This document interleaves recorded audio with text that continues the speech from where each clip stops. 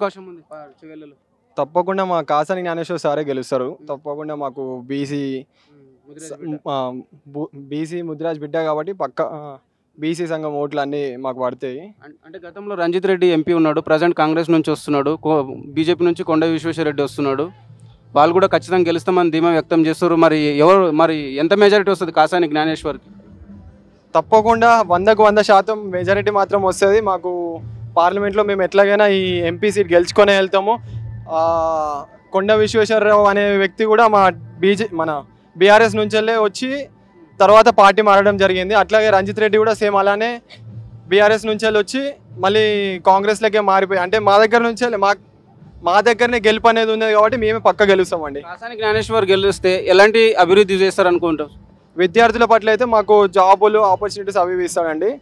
మిగతా అంటే మన ప్రజలందరికీ మేలు అవన్నీ. తెలంగాణ వ్యాప్తంగా 17 బీఆర్ఎస్ మన ఎంపీ స్థానాలు ఉన్నాయి కదా, లోక్సభ స్థానాలు. ఎన్ని గెలుస్తుంది బీఆర్ఎస్? తప్పకుండా మేము 14 నుంచి 15 స్థానాలు గెలుస్తామండి. కాంగ్రెస్ గవర్నమెంట్ గురించి 4 నెలల్లో గడిచిన ప్రభుత్వం గురించి ఏం చెప్తారు? ఏముందండి, ఏం లేదండి. మీరు చూస్తున్నారు కదా, ఎక్కడ చుక్క వాటర్ కూడా దొరకట్లేదు, పొలాలు ఎండిపోతున్నాయి, 20 లక్షల పొలాలు ఎండిపోయాయి. ఇప్పుడు అందుకే కదా మా కేసీఆర్ సార్ రంగంలోకి దిగారు. పులి వస్తుంది ఇంకొద్దిసేపట్లో. ఫైనల్గా అయితే పార్లమెంటు లోక్సభ స్థానాల్లో బీఆర్ఎస్ దగ్గర 10 నుంచి 14 స్థానాలు గెలుస్తుంది అంటారు. పక్కా గెలుస్తుంది అండి. ఓకేనా? థ్యాంక్ యూ అన్న. నమస్తే. హాయ్ అన్న. ఎలా ఉంది తెలంగాణలో పార్లమెంట్ ఎలక్షన్స్? పార్లమెంట్ ఎలక్షన్స్ తెలంగాణలో చాలా జోరుదారుగా జరుగుతుంది. ఈసారి కూడా మన బీఆర్ఎస్ పార్టీ దాదాపు 10 నుంచి 12 సీట్లు కొట్టే ఛాన్సెస్ ఉన్నాయి. ప్రజలలో కూడా చాలా మార్పు వచ్చింది. ఈ 3 నెలలు 4 నెలల్లోనే ప్రజలందరూ కాంగ్రెస్ పార్టీ మీద వ్యతిరేకమయ్యారు. అంతేకాకుండా ప్రజలకు కూడా చాలా విసుకొచ్చింది. ప్రజల్ని వీళ్ళు కాంగ్రెస్ పార్టీ వాళ్ళు చేసే మోసం అంతా ప్రజలందరికీ తెలిసిపోయింది. కాబట్టి ఈసారి పార్లమెంట్ ఎలక్షన్లో మళ్ళీ మన బీఆర్ఎస్ పార్టీని గెలిపించాలని చెప్పి ప్రజలందరూ అనుకుంటారు. మరి రేవంత్ రెడ్డి గారు 3 నెలలు 6 గ్యారెంటీలు అమలు చేశామంటున్నారు. మీకు అనిపిస్తుందా? మీకు ఏమైనా వచ్చినాయా? మీ ఇంట్లో మహిళలు ఉన్నారా? 2500 వచ్చినాయా? 500కి గ్యాస్ వచ్చిందా?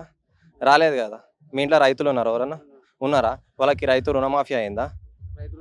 రైతు బంధు పడ్డదా? పాతది పడ్డది. అది కూడా ఎన్ని ఎకరాలు ఉన్న వాళ్ళకి పడ్డది? 3 ఎకరాలు 4 ఎకరాలు ఉన్న వాళ్ళకి, 2 ఎకరాలు ఉన్న వాళ్ళకి పడ్డది. మళ్ళీ 5 ఎకరాలు 6 ఎకరాలు ఉన్న వాళ్ళు రైతులు ఉన్నారు కదన్న. కదా, రైతులకు ఇప్పుడు మనం చూసినట్టయితే దాదాపు 3 నెలలలో 20 లక్షల ఎకరాలకు పైగా ఎండిపోయినాయి నీళ్ళు ఇయ్యక. 239 మంది రైతులు చనిపోయారు. దానికి కారణం ఎవరు? కాంగ్రెస్ పార్టీయే కదా. ఇంతకుముందు గత ప్రభుత్వంలో అట్లా అయిందా? కాలేదు కదా. కాబట్టి రైతులందరూ కూడా తప్పకుండా బీఆర్ఎస్ పార్టీకే ఓటేసరి పార్లమెంట్లో అని చెప్పి మేము అనుకుంటున్నాం. ఫైనల్గా అయితే ఎన్ని సీట్లు వస్తాయంటారు బీఆర్ఎస్కి మన తెలంగాణలో?